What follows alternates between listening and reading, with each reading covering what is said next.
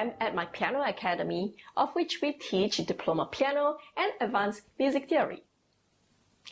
Today, I'm going to teach a rather perplexing topic in music theory from the Practice in Music Theory Grade 6 workbook. Topic 6 on harmonizing melodies. How do we harmonize a given melody with chords? I shall be covering the topic in 3 stages.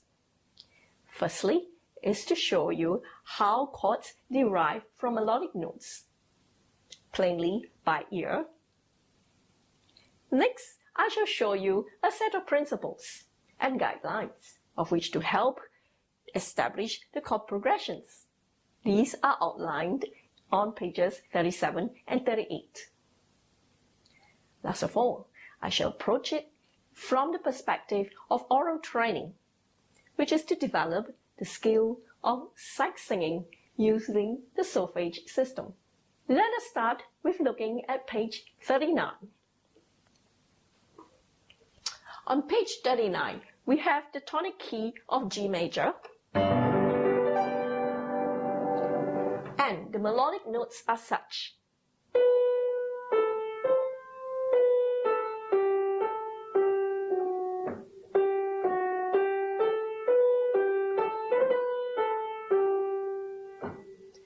So how do we harmonize the melody such that it becomes like this?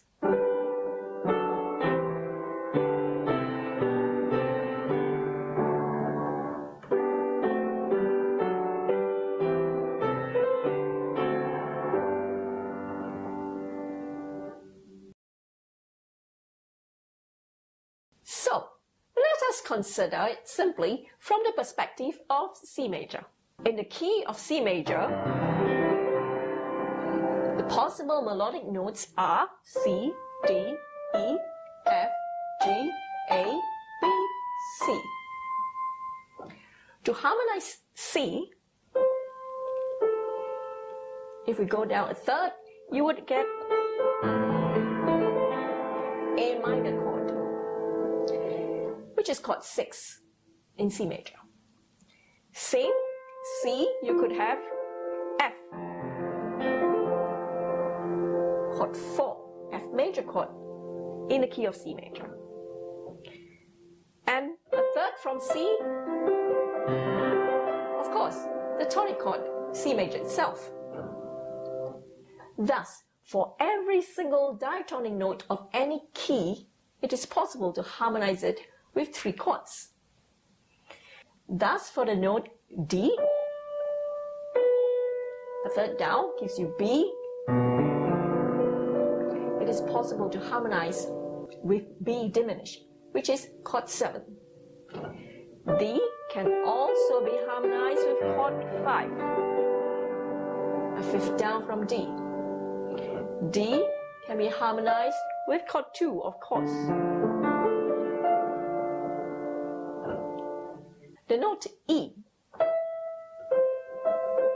can be harmonized with chord 1 of C major, tonic chord. E can be harmonized with the A minor chord, which is chord 6. E can be harmonized with chord 3, which is E minor chord. And so, for F, it can be harmonized with chord 2, D minor chord, or B diminished, chord 7 in C major, or F to A, F major chord, and so on and so forth. Now we have to know that in harmonization, we normally would harmonize notes with the root or the third of the chord in the bass. The reason being, the second inversion is usually a much weaker chord, and we only use it for chord 1, 4, and 5. So, if each note presents 3 possible chords, how are we going to decide what chord to use and in which inversion? Primarily, if we have the note of C, we can harmonize it with chord 6 in root position, or 6B in the first inversion. we wouldn't use 6C in the second inversion. The C note can be harmonized with chord 4 or 4B or chord 1 or 1B.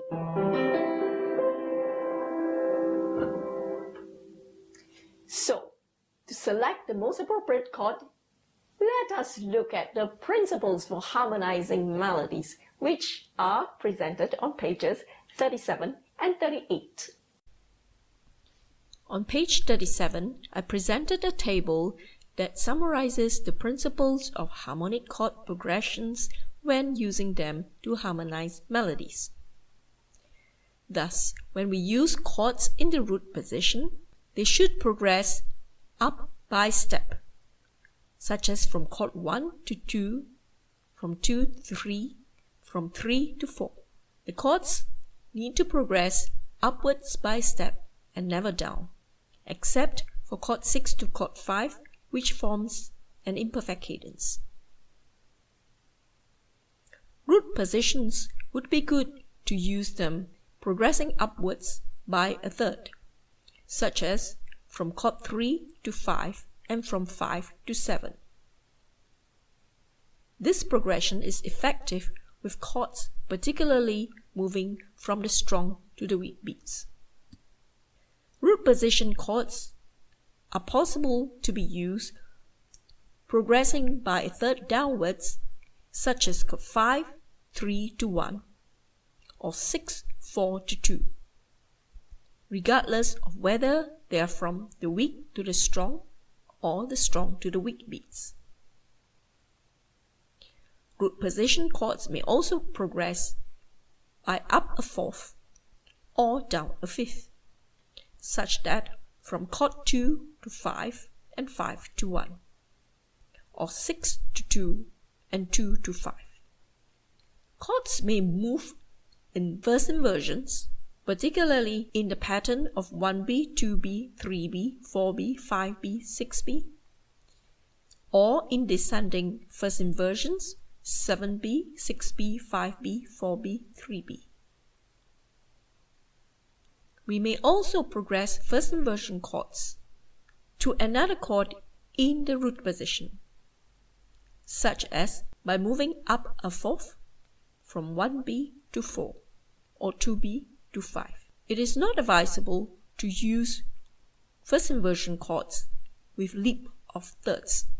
Thus, 1B to 3B would not be a good progression. For second inversion chords, you can refer to pages 13 and 14. At the grade 6 level, the use of 7th chords are limited to 2-7 and 5-7. Thus, 2-7 would progress to 5 or 5-7. The first inversion, 2-7B, could also be used to progress to 5. Another possible 2-7 chord would be in the third inversion, moving to the 5B. For chord 5-7, it would progress to 1 to form a perfect cadence, or 5-7 to 6 for an interrupted cadence. These chords are to be written in the root position. Chord 5-7 can be used in its first inversion, second, and third inversions. You may refer to these chords in topic 3. Next, we come to cadences. At the end of each phrase, a cadence is expected. It is usually an imperfect cadence, or it could also be a perfect cadence. An imperfect cadence would end on chord 5 in root position. There are other chords which could substitute a perfect cadence when it is not possible. A 3B to a 1 or a 7B to a 1 are effective closures where the perfect cadence of using chord 5 is not possible. The tonic chord, chord 1, of any key can progress to any chord, regardless of the inversions. A chord 1 to another chord 1 across a bar line or from a weak to a strong beat is possible only at the anacrusis. On page 38, I presented further guidelines to harmonizing a melody effectively. It is not effective to repeat a chord from the weak to the strong beat, irregardless of its position. A chord can only be repeated if it is in the same bar from the strong to the weak beat. When making the choices of chords, it is important to draft the bass line. This would then review consecutive octaves or consecutive fifths. It is often good to move the bass line in the opposite direction, in contrary motion to the melodic line. This is also ineffective as the melodic line leaps, forming an octave with the bass. This is known as an exposed octave. An octave may be approached by a step from the top voice, leading to an octave with the bass. Often, we would use the root and the third of a chord between the melody and the bass line. When a fifth of a chord is present, in the case of a 1C, it must proceed to chord 5. In this example, we can see that the root of the chord is in the melody and the third is in the bass. Similarly, when the third of the chord is in the melody, it is effective to have the root of the chord in the bass. The fifth can sometimes be omitted as there are only 2 voices in consideration. This is an example whereby the melodic note is being repeated. In such a case, the bass note may be shifted with the chord changing its inversion, or in this case, a different chord is used in the bass to harmonize the same melodic note. So before I proceed to the third stage, which is to teach you how to sight sing using the solfege system and to practice with it, I hope you liked my video so far, and please give me a thumbs up and subscribe to my channel below. I hope you can look forward to more of my videos in the future. Thus, going back to the melody on page 39. In the key of G major, if we use the solfege system, we will be able to identify the notes of the melody as such. You can write the numbers or the solfege above the notes. And there we go. You can join me in singing this tune. This is Mi. There we go. 1, 2, 3. Mi, re, fa, mi, re, do, ti, do, ti, do, re, mi, fa, mi, re, do. So, for the note B, you would harmonize.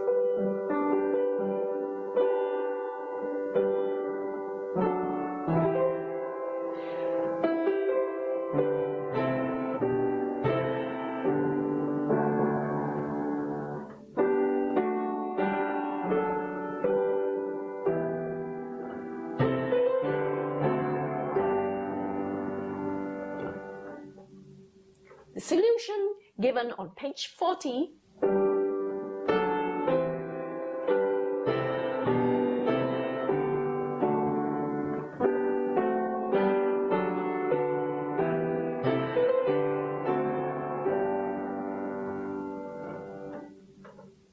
So let us look at the exercises on page 41. In the key of C major, you can thus sing the melody in phrases. And to break them out in phrases, it would be important to recognize the cadence points.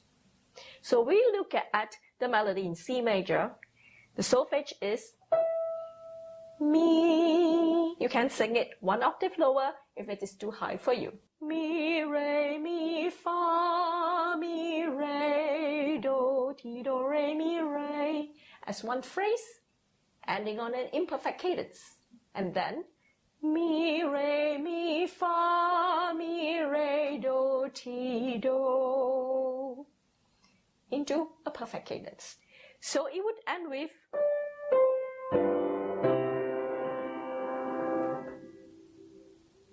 in the next example, it is in the key of A major. Same thing, it starts with Mi in 4 beats.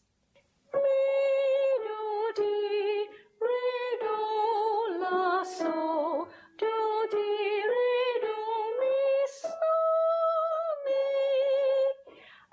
harmonize with? Ti, do. Now let us look at how we would harmonize this melody in A major. This is the first phrase. This is the second phrase. And this is the third phrase. If we follow the solfege system, we can write down the degree of the scale of each note.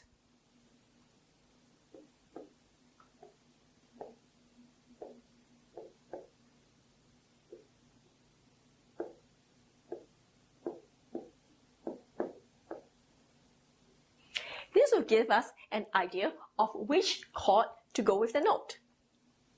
So the third degree of the scale could go with chord 1. The tonic note could go with the tonic chord.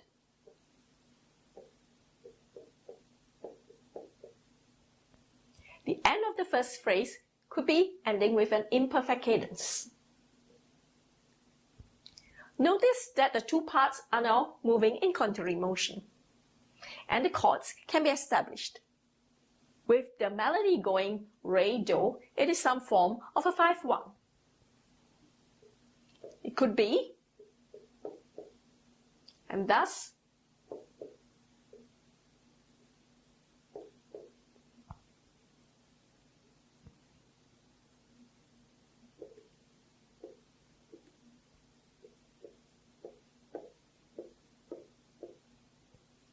mainly forming intervals of thirds and sixths with the bass. The progression of La, Sol will give 4, 5, leading to another imperfect cadence. These two notes belong to chord 5 or chord 7. We do not double the leading note of the key, and thus we use chord 7 in the first version. To avoid consecutive octave, we can move the bass note in this way, forming the root and third of the chords, and with the bass going in contrary motion to the melodic line. I hope you will try to do all the exercises on page 41, which are melodies in the major keys, and on page 43, which are melodies in the minor keys. Of course, do pay attention to the rising melodic minor forms of the minor keys as well as the descending melodic minor form. I look forward to see you again in the next video on harmonizing melodies with non-harmony notes.